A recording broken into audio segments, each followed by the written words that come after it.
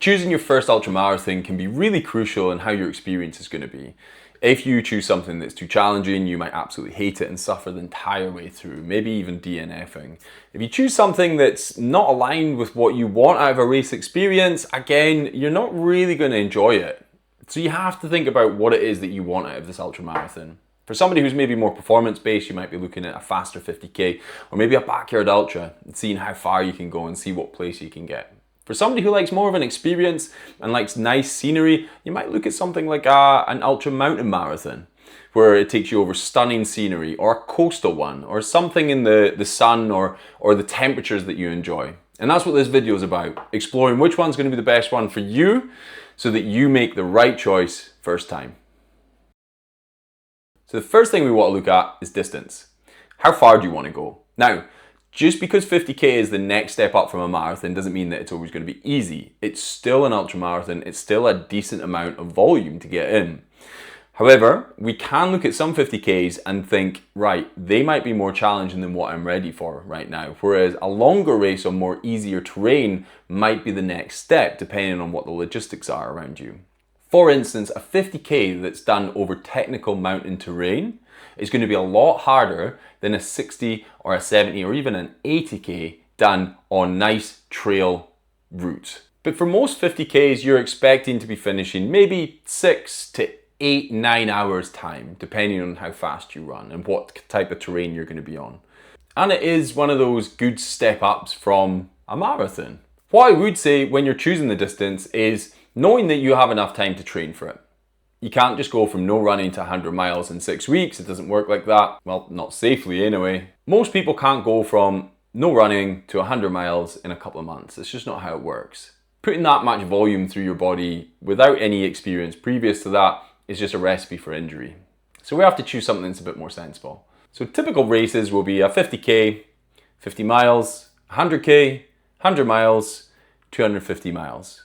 And once you get past the 100k, a lot of events will sometimes split the distance up over 2 days.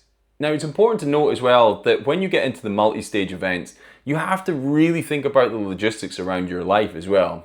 How possible is that? Is that going to be really stressful for you to try and sort out a week off work just so you can go and run?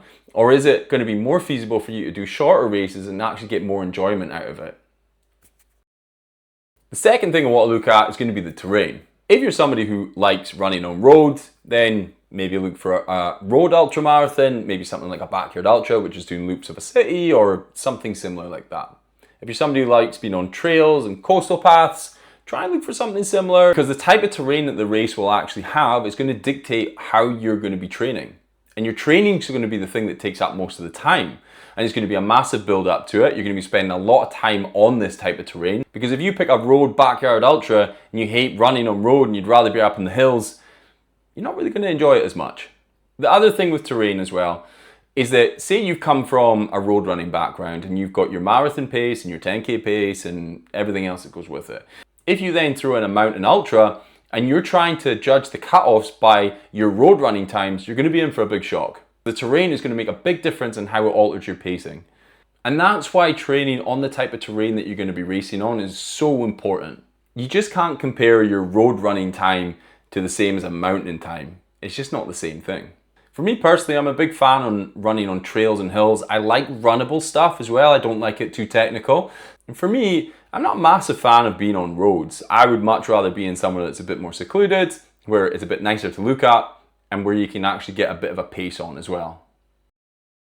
The third thing you want to look at is going to be the cutoffs of the race. Now, I kind of alluded to this in the previous chapter, but what you want to look at here is how fast you can actually run, and whether or not this race is going to be far too challenging for you to keep up the pace that you can on the type of terrain that you're going to be on as well. Some races will have really strict cutoffs, which really push you to your fitness ability, whereas others are designed to make sure that everybody finishes. Now, for beginners, the obvious choice here is going to be more relaxed cutoffs. It's going to allow you to enjoy the race more, not be too stressed about making the cutoffs and not actually finishing.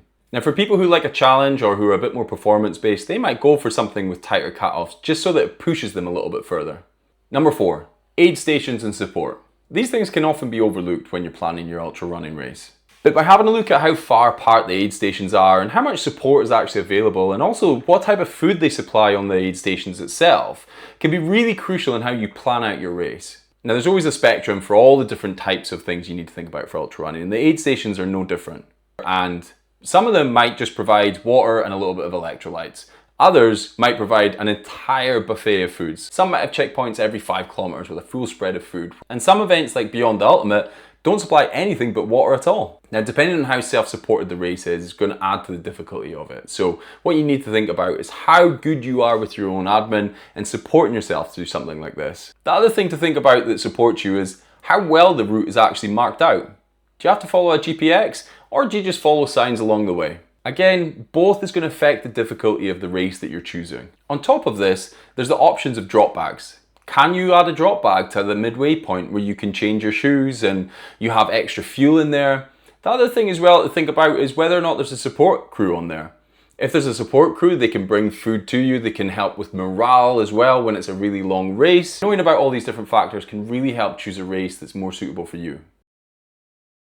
The last thing I would want to think about is what time of year it's going to be on. If you're somewhere like Scotland, where I am myself, or in somewhere around Great Britain or the Northern Hemisphere, you'll know that the seasons affect the weather a huge amount. Not only that, but it affects how much light we have during the day as well. So if you're somebody who's choosing a winter race and you're going to be going into the darkness at night, you need to be training at night for this. Not only that, you have to have the right kit that's going to stop you from getting freezing cold, soaking wet, all the stuff that can affect your race. And some of these things can actually pull you off the course if the medical team don't think that you're fit to carry on because you don't have the right kit or the right gear, or you're getting too cold or you're getting too wet. Likewise, if you hate running in the heat, don't go booking a desert ultra. It's just not going to be that much fun for you. So there you go. There's 5 things I would consider before booking your first ultramarathon race to make sure that you have a great experience on it. Has any of this stuff affected you on races that you didn't think about? Let me know in the comments below.